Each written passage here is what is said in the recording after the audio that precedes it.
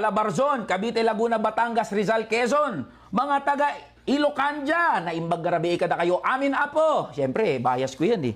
Bias natin yan. O meron din mga taga Visayas na nanonood, mga taga Iloilo. Sa Visayas, ano mga sa Visayas? Maayong gabi!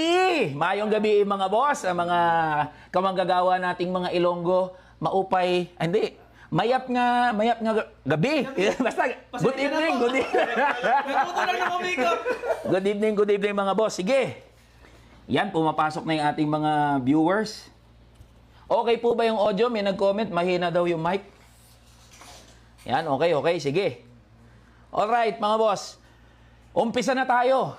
Ngayong araw, mga boss, ang huling araw ng campaign period.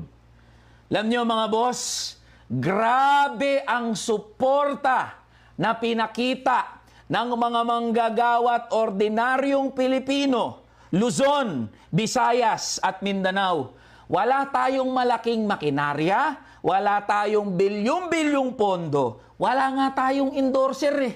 Wala nga tayong mga artista, wala tayong mga malalaking stage, wala tayong banda, pero napakarami ng mga sumusuporta at naniniwala sa number 85 Kamanggagawa Party List at ang bit-bit nito na buwagin na ang walang kwentang provincial rate at ipatupad ang living wage sa buong bansa.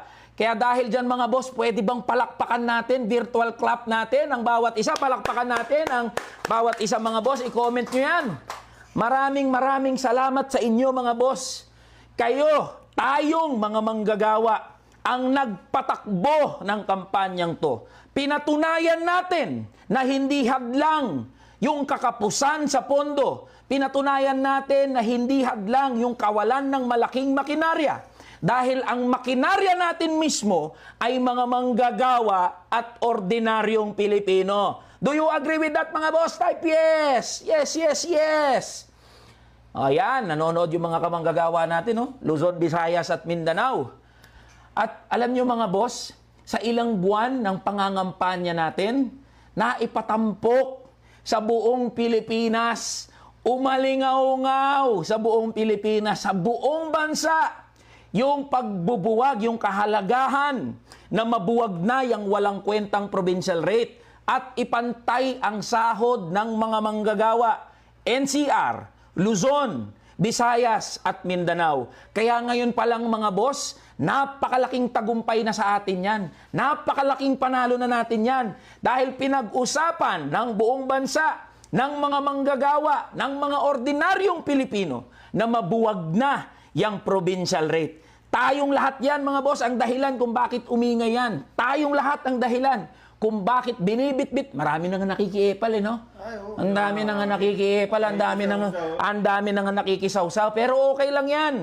Kasi lahat ng susuporta para mabuwag na yung walang kwentang provincial rate, okay lang yan. Basta tototohanin natin pagkatawid na pagkatawid ng Kamanggagawa Party List number 85 sa Kongreso. Yan na yan ang una nating ifa-file. Mabuwag na repeal RA 6727 o Wage Rationalization Act of 1989. Lahat ng naniniwala, lahat ng nag-agree, i-comment nyo, no to provincial rate. Buwagin ang provincial rate. Parehong sahod sa parehong pagod. Yan. Ilan ang mga nanonood? Yan o. Boss Eli, mananalo tayo sa Lunes. God bless, Boss Eli mula sa Manila. Yan, napapanood tayo ng... Sa TikTok natin, meron tayong 1.2